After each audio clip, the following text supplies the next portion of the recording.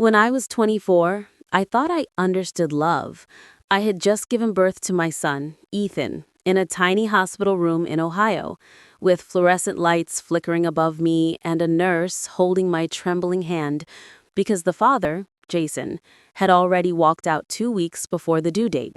That night, as I looked at my newborn's scrunched red face, I promised him two things: that I would never let him go hungry, and that he would never feel unloved. For 16 years, I kept that promise like a religion. I worked every job I could find: cleaning motel rooms, working the night shift at a gas station, babysitting for neighbors, anything that put food on the table and kept the lights on. I didn't care if my clothes were from thrift stores or if my shoes had holes, as long as Ethan could walk to school with new sneakers and lunch money in his pocket. When he was little, he would hug me before bed and whisper, "You're the best mom in the world." I lived for that sentence. It erased the exhaustion, the loneliness, the humiliation of counting pennies at the grocery store. But life has a cruel way of turning what once made you proud into something that cuts you open. When Ethan started high school, he changed. He stopped hugging me. He stopped talking to me unless he needed something. One afternoon, I went to pick him up early because the carpool app said school was canceled due to a power outage.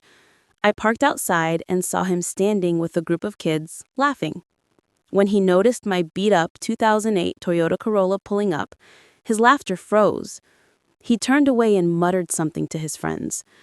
I thought maybe he didn't see me, but then I heard one of the boys say, "Is that your mom, dude? The one who cleans at the diner?" Ethan's face turned pale. "No," he said. "That's just my neighbor." The words hit me harder than anything life had ever thrown. I drove home in silence, my hands trembling on the wheel. I didn't cry right away. I just sat at the kitchen table, staring at the bills piled up beside an empty coffee mug, listening to the fridge hum like it was mocking me. When he came home later, I tried to act normal, but something in me had cracked.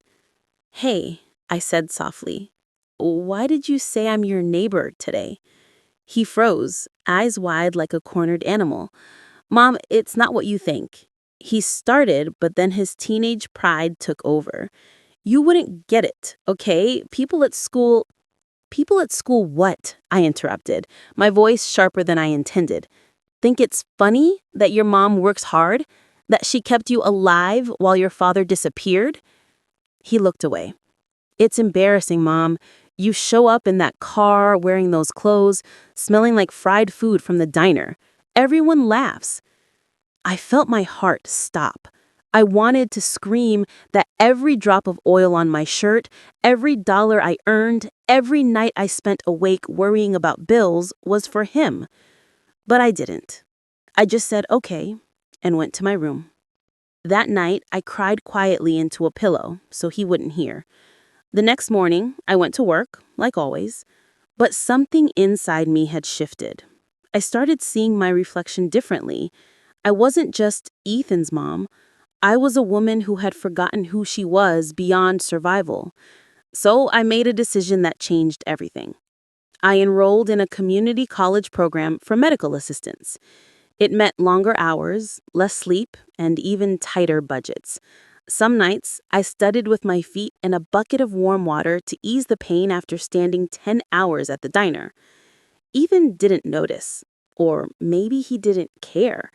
He was too busy pretending I didn't exist online, deleting my comments, changing his privacy settings so I couldn't see his posts. One night, I came home and found him watching YouTube videos about luxury cars. He looked at me and said, "You don't get it, Mom. I'm not going to end up like you." I just nodded. "I hope you don't," I said. It took me 2 years, but I graduated, top of my class. When I walked across that small stage to get my certificate, wearing a borrowed cap and gown, I saw exactly one person in the audience clapping for me, my coworker Marlene from the diner. Ethan didn't come. He said he had plans. That night, I cooked his favorite dinner anyway, mac and cheese with chicken tenders, just to celebrate quietly. He ate without saying a word, his phone glowing in his hand. I finally said, I got a new job offer at the clinic downtown, full-time, with benefits. He looked up for a moment. Cool, he said flatly, and went back to scrolling. I smiled anyway. I was proud, not for his approval, but for the first time in years, I felt like I belonged to myself again. 3 months later, everything changed again. One rainy night, I got a call from an unknown number. It was a police officer. "Ma'am, your son's been in an accident." My heart froze. They said he was okay, just a minor crash, but he was at the station. When I got there, soaked to the bone, I saw him sitting on a bench, his hoodie wet, his eyes wide with fear. The officer told me he'd been driving a friend's car without a license. I wanted to yell, but when I saw his trembling hands, all I did was sit next to him and say, "Are you hurt?"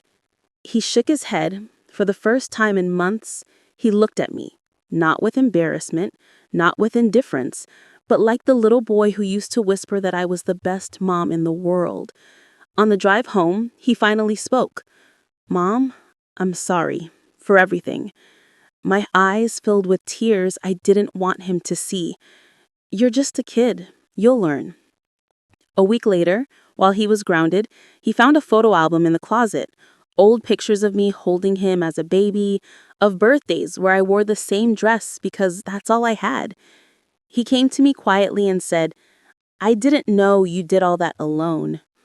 That's the thing about love. It doesn't advertise itself. That summer, he got a part-time job at a grocery store. He started helping around the house, cooking dinner, asking about my day. It wasn't perfect, but it was progress.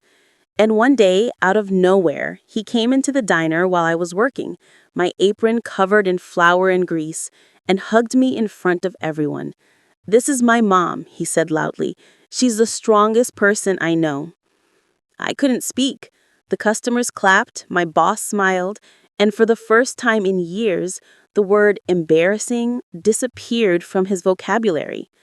A few weeks later, he used his first paycheck to fix the dent in my Corolla. "You deserve better," he said shyly. I laughed. "So do you." Now, as I sit on my small apartment balcony on a Sunday morning, sipping coffee before my shift at the clinic, I watch Ethan leave for college with a backpack I helped him buy on sale. He hugs me and says, "I'll call you every day." I don't believe him, but that's okay, because I know that no matter where he goes, he'll remember the woman who built his future from burnt diner coffee and secondhand shoes. And that's all the pride I'll ever need. People think single mothers are fragile, but the truth is, we're forged in fire. Every insult, every sleepless night, every tear makes us harder, wiser, more alive. I used to think my worth depended on how much I could give. Now I know it depends on how much I refuse to lose.